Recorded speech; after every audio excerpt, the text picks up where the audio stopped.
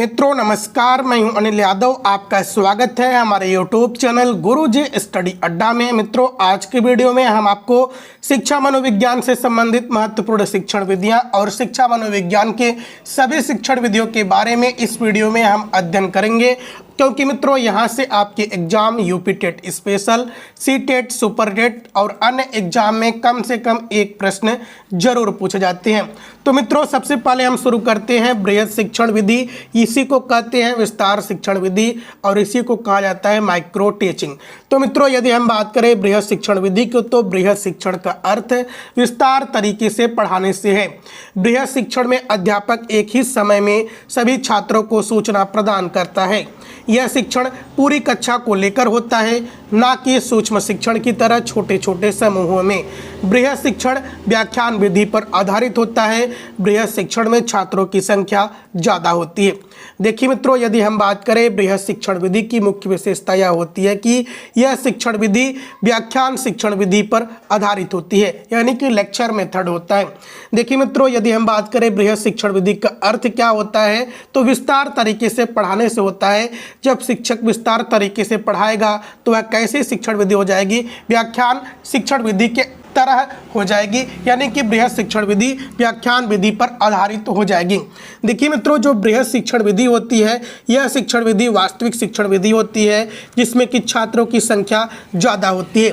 जबकि मित्रों जो आपका सूक्ष्म शिक्षण विधि होता है, सूक्ष्म शिक्षण विधि जो होता है मित्रों यह छात्र अध्यापक के लिए होता है, जिसमें कि उसी के कक्षा के कम से कम 10 छात्र होते हैं।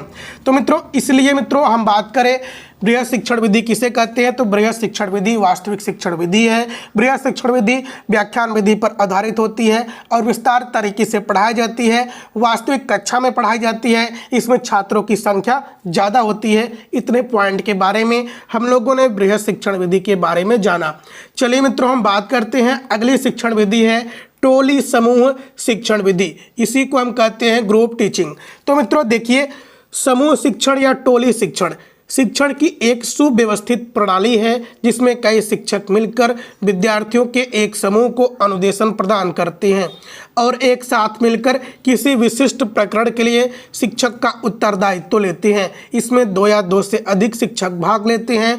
इसमें शिक्षण विधियों की योजना, समय प्रक्रिया लचीली रखी जाती है, ताकि शिक्षण उद्देश्य के अनुसार, शिक्षकों की योग्यता के अनुसार समूह शिक्षण के कार्यक्रम में आवश्यक शिक्षित परिवर्तन लाया जा सके। देखिए मित्रों यदि हम बात करें टोली समूह शिक्षण विधि का उद्देश्य यही होता है कि जो छात्र होते हैं उनके व्यवहार में परिवर्तन लाया जा सके। तो मित्रों यदि हम बात करें टोली समूह शिक्षण विधि क्या होती है, देखिए मित्रों यदि हम बात करें टोली से ही स्पष्ट हो जाता है कि टोली बनाकर, यानी कि मित्रों इसमें जो छात्र होते हैं छात्रों को ग्रुपों में बांट दिया जाता है। यदि हम बात करें कितने ग्रुपों में, तो मित्रों लगभग 10-10 छात्रों के ग्रुपों में बांट दिया जाता है। तो कई छात्रों को जब 10-10 ग्रुपों में बांट दिया जाता है तो इसके सभी ग्रुपों को निगरानी करने के लिए एक शिक्षक उपलब्ध रहेगा। लेकिन मित्रों एक शिक्षक सभी ग्रुपों की निगरानी कर ले यह संभव नहीं होता है। इसलिए मित्रों टोली समूह शिक्षण विधि में 2 या 2 से अधिक शिक्षक लगते हैं और ये शिक्षक क्या करते हैं, जो ये 10-10 छात्र होते हैं इनको किसी समस्या पर जहाँ रुकावट महसूस होती है बस उस पर यह अनुदेशन दे देते हैं, थोड़ा सा उनको सहारा दे देते हैं। तो मित्रों यह होता है टोली समूह शिक्षण विधि। इनको कुछ प्रोजेक्ट दिया जाता है, कार्य दिया जाता है और यह ग्रुप में मिलकर उस समस्या का समाधान करते हैं। और जब कहीं कहीं इनको समाधान नहीं मिलता है, कुछ समझ में नहीं आता है, तो जो 2 या 2 से अधिक शिक्षक होते हैं वह आकर अपने इस टोली को क्या करते हैं, थोड़ी सी सहायता कर देते हैं। यह होता है मित्रों टोली समूह शिक्षण विधि। चलिए मित्रों हम बात करते हैं, अगला पॉइंट है पुनर्शिक्षण रीटीचिंग। इसका मतलब क्या होता है, देखिए मित्रों पुनर्शिक्षण का अर्थ होता है दोबारा पढ़ाना। पुनर्शिक्षण में से अध्यापक सभी छात्रों को ध्यान में रखकर दोबारा से पाठ्यक्रम पढ़ाता है। इसमें इस बात पर ध्यान नहीं दिया जाता है कि किस बच्चों को वह पाठ याद है किसको नहीं। पूरा का पूरा पाठ सभी बच्चों को पढ़ाया जाता है, चाहे भले ही किसी को पाठ याद ना हो। देखिए मित्रों यदि हम बात करें पुनर्शिक्षण क्या होता है, देखिए मित्रों आपने अनुभव किया होगा कि जब एक बार शिक्षक जो होता है पूरी की पूरी जब वह पाठ पढ़ा चुका होता है तो बच्चों से एक बार पूछता है क्या आपको समझ में आया। यदि बच्चे कहते हैं हाँ समझ में आया तो भी, यदि नहीं कहते हैं तो भी शिक्षक क्या करता है, एक बार वह पूरे पाठ का रिवीजन कर देता है, पूरे पाठ को वह पुनः पढ़ाता है। लेकिन मित्रों जब शिक्षक पूरे पाठ को दोबारा से पढ़ाता है, पुनः पढ़ाता है, तो वह क्या करता है, वह पूरे पाठ को एक प्रवचन की तरह बाँच देता है और इसमें वह ध्यान नहीं देता है कौन सी बालक सीख रहा है, कौन सी बालक ध्यान नहीं दे रहा है। जबकि मित्रों वह शिक्षक क्या करता है, पूरा का पूरा पाठ बच्चों के सामने एक साथ ही पढ़ा देता है। इसे हम क्या कहते हैं, इसी को कहते हैं पुनर्शिक्षण या रीटीचिंग कहते हैं। रीटीचिंग का मतलब दोबारा से पढ़ाना होता है। लेकिन मित्रों इसमें यही बात मुख्य होती है कि इसमें बच्चों को ध्यान में नहीं दिया जाता है। जो शिक्षक होता है, जो अध्यापक होता है, वह अपने पाठ को दोबारा से बच्चों के सामने एक बार फिर से प्रस्तुत कर देता है। जो बच्चे इससे कुछ सीखना चाहते हों, जो बच्चे कुछ भूल चुके हों, वह उससे शिक्षा ग्रहण कर लेते हैं। चलिए मित्रों हम बात करते हैं चौथे पॉइंट की, उपचारात्मक शिक्षण, जिसे हम क्या कहते हैं, रीमेडिकल टीचिंग कहते हैं। देखिए मित्रों उपचारात्मक शिक्षण की बात करें तो उपचारात्मक शिक्षण निदानात्मक मूल्यांकन के बाद होता है। जिन जिन बच्चों को किसी विशिष्ट पार्ट में दिक्कत आ रही है उन्हीं बच्चों को पढ़ाना उपचारात्मक शिक्षण कहलाता है। इस शिक्षण में हम उसी स्तर की बात करते हैं जिस स्तर में बच्चों को समस्या ना कि पूरा दोबारा से पढ़ाने की होती है। देखिए मित्रों यदि हम बात करें उपचारात्मक शिक्षण क्या होता है, देखिए मित्रों उपचारात्मक शिक्षण शुरू करने से पहले हमको क्या करना होता है, हमको निदानात्मक मूल्यांकन करना होता है। देखिए मित्रों निदान का मतलब होता है पहले समस्या की पहचान करना। देखिए मित्रों जब आप डॉक्टरी के पास जाते हैं या किसी डिस्पेंसरी में जाते हैं तो उसी डॉक्टर के बैनर पर क्या लिखा होता है, जो डॉक्टर का बाहर लगा हुआ बैनर लिखा होता है वहाँ पर लिखा होता है निदान केंद्र। यानी कि जो डॉक्टर होता है पहले समस्या की पहचान कर लेता है, वह आपकी पहले बीमारी को जानता है, बीमारी जानने के बाद वह उपचार करता है। तो मित्रों ठीक उसी प्रकार से होता है शिक्षण विधियाँ। शिक्षण विधियों में पहले हम निदानात्मक मूल्यांकन करते हैं कि बच्चों को किस समस्या में, किस पार्ट में दिक्कत आ रही है, कहाँ से पढ़ने में उसे समस्या महसूस हो रही है। तो पहले हम उसकी पहचान कर लेते हैं, फिर से हम क्या करते हैं, जब पहचान कर लेते हैं तो हम उपचार के माध्यम से बच्चों की उस समस्या को दूर करते हैं। यह क्या होती है, यह होती है उपचारात्मक शिक्षण विधि, जिसे हम रीमेडिकल टीचिंग कहते हैं। चलिए मित्रों हम अगले प्रश्न की बात करते हैं। शिक्षण के तरीकों की बात करें, मेथड ऑफ टीचिंग की तरीकों की बात करें तो पहला पॉइंट है आपके सामने आगमन विधि किसे कहते हैं, जिसे हम इंडक्टिव मेथड कहते हैं। देखिए मित्रों यदि हम बात करें आगमन विधि की तो आगमन विधि में हम पहले बच्चों को उदाहरण देते हैं। बच्चों को प्रत्यक्ष अनुभव तथा उदाहरण अच्छी तरह से समझ जाते हैं। अतः जब अध्यापक उदाहरण देता है तो बच्चे उसे जीवन से संबंधित करके अच्छी तरह से सीख लेते हैं। यह विधि विशिष्ट से सामान्य की ओर चलती है, प्राथमिक स्तर पर ही सबसे अच्छी विधि है। देखिए मित्रों यदि हम बात करें आगमन विधि क्या है, देखिए मित्रों जो आगमन विधि है सीधी सी बात है, आगमन विधि में बच्चों के सामने पहले उदाहरण प्रस्तुत किए जाते हैं, चाहे वह प्रत्यक्ष हो या बच्चों के पास पड़ोस के वातावरण से जोड़ा जाता है। क्योंकि मित्रों जो आगमन शिक्षण विधि होती है यह प्राथमिक स्तर के बच्चों के लिए सबसे अच्छी शिक्षण विधि होती है, क्योंकि मित्रों इसमें पहले बच्चों के सामने उदाहरण प्रस्तुत किए जाते हैं, मॉडल प्रस्तुत किए जाते हैं, फिर उसके बाद सामान्य नियम निकलवा जाते हैं। जैसे कि मित्रों जो शिक्षक होता है यदि वातावरण के बारे में बच्चों को पढ़ाता है तो बच्चों को कहाँ ले जाता है, बगीचों में ले जाता है। बगीचा उसके लिए क्या है, उदाहरण है, लेकिन बगीचों को प्रत्यक्ष अनुभव करके देखता है, वह उदाहरण के माध्यम से सीखता है। तो मित्रों आगमन विधि की मुख्य विशेषता यह होती है कि बच्चों को पहले उदाहरण दिया जाता है, उदाहरण के माध्यम से सामान्य नियम निकलवाए जाते हैं। इसीलिए मित्रों इस विधि को क्या कहा जाता है, विशिष्ट से सामान्य की ओर कहा जाता है। देखिए मित्रों इसी को हम क्या कहते हैं, स्थूल से सूक्ष्म की ओर कहते हैं। स्थूल का मतलब होता है मित्रों मोटा, और जो मोटा होता है वह क्या होता है, उदाहरण। तो मित्रों इसीलिए इस विधि को स्थूल से सूक्ष्म की ओर भी कहा जाता है, और आगमन विधि को हम क्या कहते हैं, विशिष्ट से सामान्य की ओर की शिक्षण विधि कहते हैं। जबकि मित्रों अगले पॉइंट की बात करें तो निगमन विधि, डिडक्टिव मेथड। तो मित्रों आगमन विधि की ठीक विपरीत विधि होती है निगमन विधि। निगमन विधि में पहले हम नियम देते हैं, बच्चा नियमों को आत्मसात करके तेजी से सीखता है, बाद में वह नियमों की सहायता से उदाहरण बनाना भी सीख जाता है। नियमों की सहायता से वह उदाहरण बनाना भी सीख लेता है। गणित और व्याकरण में यह विधि सबसे ज़्यादा सफल होती है। यह विधि सामान्य से विशिष्ट की ओर चलती है और यह विधि उच्चतर स्तर पर ही दी जाती है। देखिए मित्रों कुछ मिस्टेक्स है। देखिए मित्रों हम सीधी सीधी बात करें कि निगमन विधि क्या है। निगमन विधि वह है मित्रों, नि से नियम होता है, नि से निगमन होता है। यानी कि बच्चों के सामने पहले नियम प्रस्तुत किया जाता है, नियम प्रस्तुत करने के बाद बच्चों से उदाहरण निकलवाए जाते हैं। इसे ही हम निगमन विधि कहते हैं और इसीलिए मित्रों इसे क्या कहते हैं, सामान्य से विशिष्ट की ओर चलने वाली विधि कहते हैं। ठीक इतनी ही बात है। चलिए मित्रों हम बात करते हैं, अगला पॉइंट है किंडरगार्टन। किंडरगार्टन प्रोसेस क्या है, किंडरगार्टन विधि क्या है। देखिए मित्रों यदि हम बात करें किंडरगार्टन की तो किंडरगार्टन प्रणाली के जन्मदाता जर्मनी के फ्रोबेल हैं। देखिए मित्रों जो किंडरगार्टन प्रणाली है या किंडरगार्टन जो विधि है इसके जन्मदाता कौन है, तो फ्रोबेल है। फ्रोबेल कहाँ के निवासी थे, तो यह जर्मनी के थे। देखिए मित्रों इनके अनुसार स्कूल बच्चों का बाग है जिसमें बालक प्रक्रिया से स्वच्छता के वातावरण में खेल सकें। किंडरगार्टन प्रणाली में बच्चों को खेल खेल में सिखाना होता है। देखिए मित्रों सीधी सीधी बात करें तो किंडरगार्टन प्रणाली क्या है। किंडरगार्टन प्रणाली में बच्चों को वातावरण में ले जाकर, यानी कि पास पड़ोस के वातावरण में ले जाकर, बगीचों में ले जाकर, कहीं भी ले जाकर उसे खेल खेल के द्वारा सिखाना होता है। यह होता है किंडरगार्टन विधि। और मित्रों किंडरगार्टन की विधि के जन्मदाता फ्रोबेल हैं जो कि जर्मनी के निवासी हैं।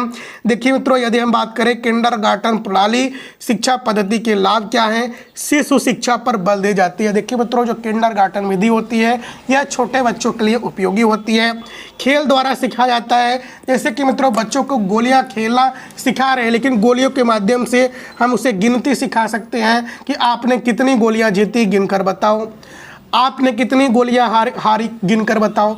जीतने वाला क्या बताएगा, प्लस में बताएगा और हारने वाला माइनस में बताएगा। यदि हम बात करें आपके पास 3 गोलियां थी और इसको हम 10 गुना कर दें तो कितना हो जाएगी, 30 दामा 30 हो जाएंगी। तो मित्रों इस प्रकार से बच्चों को गुणा भाग सिखाया जाता है किंडरगार्टन विधि में और यह खेल खेल द्वारा सिखाया जाता है। देखिए मित्रों बालकों की स्वतंत्रता इसमें होती है, बालक स्वच्छंद होता है, स्वतंत्र होता है। व्यक्तित्व की विभिन्नताएं होती है, सभी बालक में विभिन्नताएं पाई जाती है। सामाजिक भावना का विकास होता है, सामाजिक भावना का विकसित होना। सामाजिक भावना कैसे विकसित होगी, जब बालक आपस में खेलेंगे, जो बालक आपस में खेलेंगे तो उसमें सामाजिकता की भावना आएगी। तो मित्रों यह थी किंडरगार्टन प्रणाली शिक्षा पद्धति के लाभ और किंडरगार्टन पद्धति जो होती है फ्रोबेल महोदय ने दी है। चलिए मित्रों हम बात करते हैं, अगले पॉइंट है मॉन्टेसरी शिक्षण पद्धति। मॉन्टेसरी प्रोसेस की बात करें तो मॉन्टेसरी शिक्षा के जन्मदाता मारिया मॉन्टेसरी जी हैं। उन्होंने कम बुद्धि बालकों की शिक्षा का कार्य शुरू कर यह अनुभव किया कि मानसिक कमजोरी ज्ञानेंद्रियों के उचित प्रशिक्षण के अभाव में उत्पन्न होती है। अतः इन्होंने कम बुद्धि वाले बच्चों को खेल विधि से सिखाने पर बल दिया। देखिए मित्रों जो मॉन्टेसरी शिक्षा विधि है, मॉन्टेसरी शिक्षा विधि के जन्मदाता कौन है, मैडम मारिया मॉन्टेसरी है। इन्होंने क्या किया कि जो कम बुद्धि के बालक होते हैं इन पर इन्होंने अध्ययन किया। अध्ययन करने के बाद इन्होंने यह बताया कि जो कम बुद्धि के वाले बालक होते हैं इनकी मानसिक कमजोरी यह होती है कि इनकी जो इंद्रियां होती हैं यह उचित प्रकार से कार्य नहीं कर पाती हैं।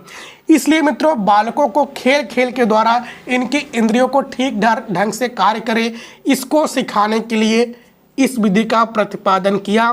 तो मित्रों आगे हम बात करते हैं मॉन्टेसरी शिक्षा के गुण क्या है, तो आपको पता चल जाएगा।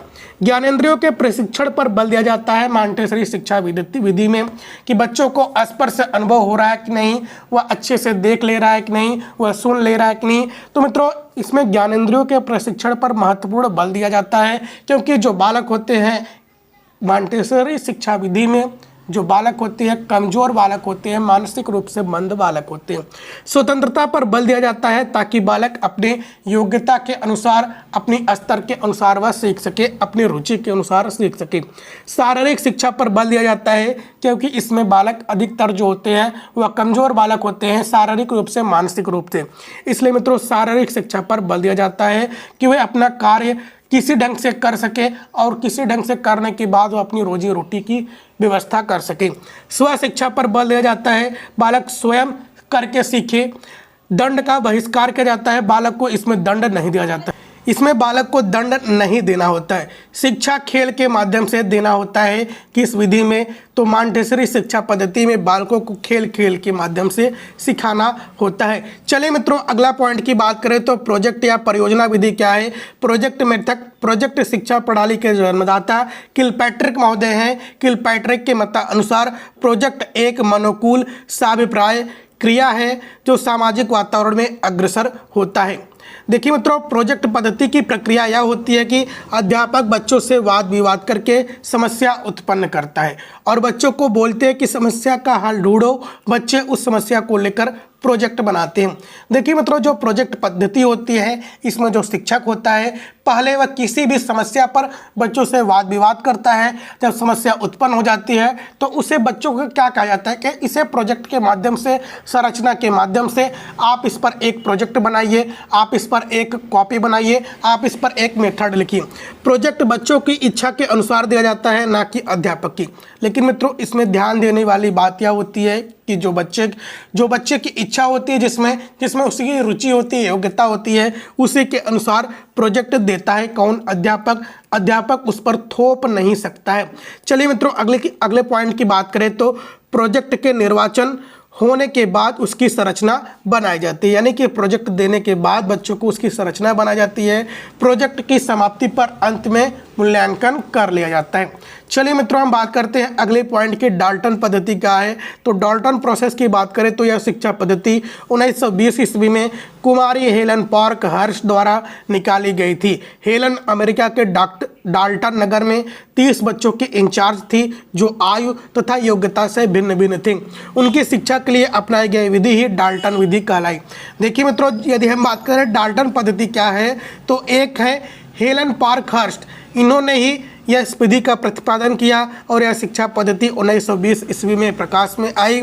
और जो हेलन है मित्रों यह अमेरिका के डाल्टन नगर में है, डाल्टन नगर में थी, जो कि 30 बच्चों की इंचार्ज थी, 30 बच्चों की देखभाल करती थी। इसलिए मित्रों इसे डाल्टन पद्धति कहते हैं उस डाल्टन नगर की वजह से।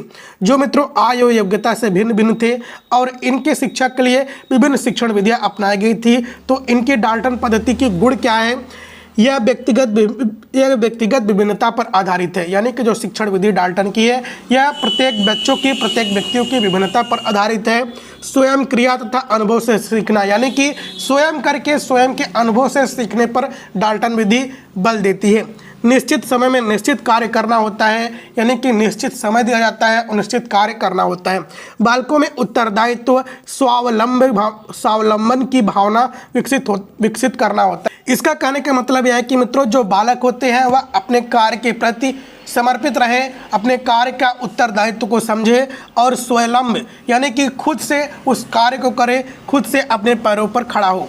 देखिए मित्रों अगला पॉइंट है शिक्षक और बच्चों के मध्य गहरा संबंध विकसित होता है, किससे, डाल्टन शिक्षण विधि से। मित्रों यह वीडियो बहुत ज़्यादा लंबा हो जा रहा है, इसलिए मित्रों इसके आगे की शिक्षण विधियों के बारे में हम आपको अगले वीडियो में बताएंगे, जिसका लिंक आपको डिस्क्रिप्शन बॉक्स में मिल जाएगा और यहाँ पर अंत में भी देखने को मिल जाएगा नेक्स्ट वीडियो, जो कि नंबर 2 होगा। चलिए मित्रों नमस्कार, वीडियो अच्छा लगा हो तो लाइक कीजिएगा, अपने हर एक ग्रुप में शेयर कीजिएगा। जय हिंद, जय भारत।